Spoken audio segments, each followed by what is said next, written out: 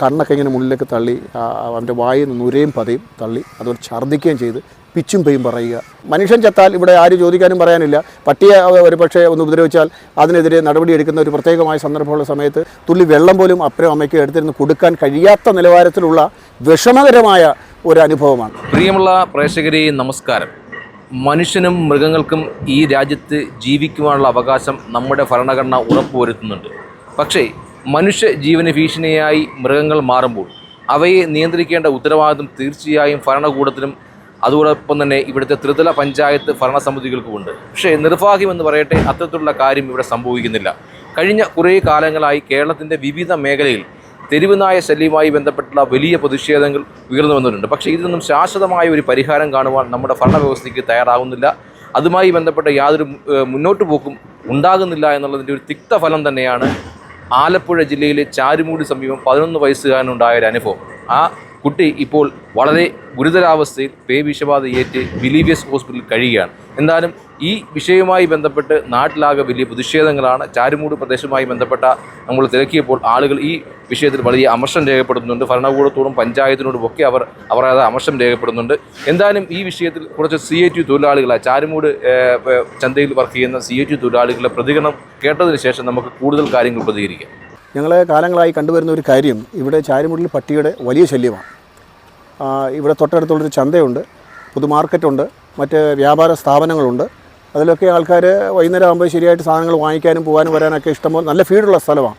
പക്ഷേ ഈ പട്ടിയുടെ ശല്യം കൊണ്ട് ഇവിടെ ആൾക്കാർക്ക് വരാനോ പോകാനോ വരാത്ത ഒരു വല്ലാത്ത സാഹചര്യമുണ്ട്. കഴിഞ്ഞ ദിവസം അതിദാരുണമായൊരു സംഭവം ഉണ്ടായത്, ഇവിടുത്തെ ഞങ്ങളുടെ ഒരു സഹോദരൻ്റെ മകനെ പട്ടി കടിക്കുകയും ഇതിപ്പോൾ ബിലീവേഴ്സ് ഹോസ്പിറ്റലിൽ വളരെ മരണത്തോട് മല്ലടിച്ച് കിടക്കുന്നൊരു വല്ലാത്ത നീറുന്ന അനുഭവമുണ്ട്. കാരണം മറ്റൊന്നുമല്ല, ഒരു പട്ടി കടിച്ചതാണ്.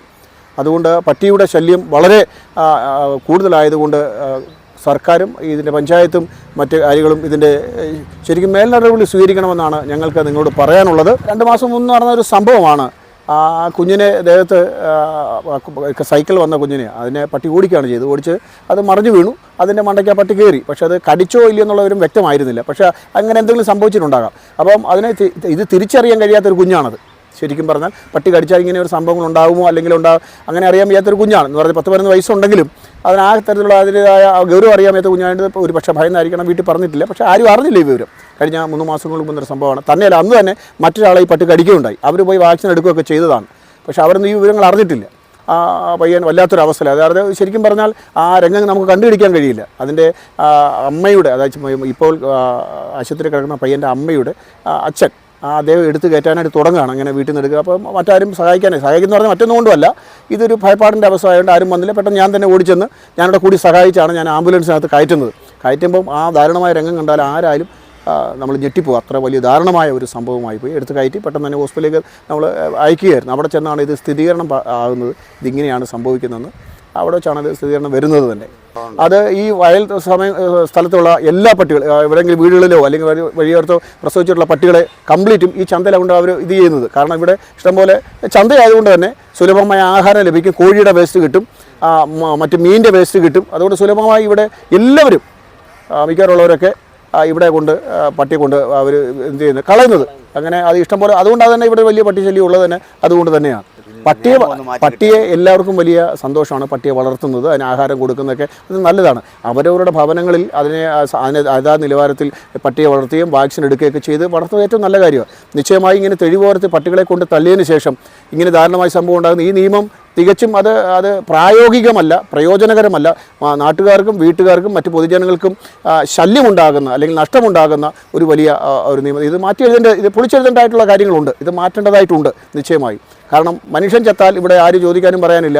പട്ടിയെ ഒരു പക്ഷേ ഒന്ന് ഉപദ്രവിച്ചാൽ അതിനെതിരെ നടപടിയെടുക്കുന്ന ഒരു പ്രത്യേകമായ സന്ദർഭമുള്ള സമയത്ത് നിശ്ചയമായും ഈ നിയമത്തിന് കാലോചിതമായ ഒരു മാറ്റം വരേണ്ടത് ആവശ്യമാണ്. നിശ്ചയമായും അങ്ങനെ തന്നെയാണ്. വളരെ ഭയാനകമായിരുന്നു. വെപ്രാളം എന്ന് പറഞ്ഞാൽ അതൊരു മനുഷ്യന്, ഹൃദയമുള്ള ഒരു മനുഷ്യൻ കണ്ടു നിൽക്കത്തില്ല. അത്രത്തോളം വെപ്രാളവും കണ്ണൊക്കെ ഇങ്ങനെ മുന്നിലേക്ക് തള്ളി അവൻ്റെ വായിൽ നിന്ന് നുരയും പതയും തള്ളി അതുകൊണ്ട് ഛർദ്ദിക്കുകയും ചെയ്ത് പിച്ചും പെയും പറയുക, പരസ്പര വിരുദ്ധമായ കാര്യം പറയുക, വെപ്രാളം കാണിക്കുക, ഇങ്ങനെ കുതിരി മാറുക, ഒരു അക്രമോത്സുകമായ നിലവാരത്തിലുള്ള ആ ഒരു ടെൻഡൻസിയൊക്കെ ഉണ്ടെങ്കിലും അത് അങ്ങനെ തന്നെയായിരുന്നു. അത് ശരിക്കും ഭീകരമായൊരവസ്ഥ. ആർക്കും അത് കണ്ടു നിൽക്കാൻ കഴിയത്തില്ല.